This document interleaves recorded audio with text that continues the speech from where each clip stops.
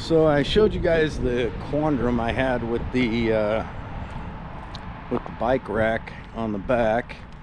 and so we stopped by Heritage Welding, and Mike took great care of me, very economically speaking. We got the bike rack off of the back completely,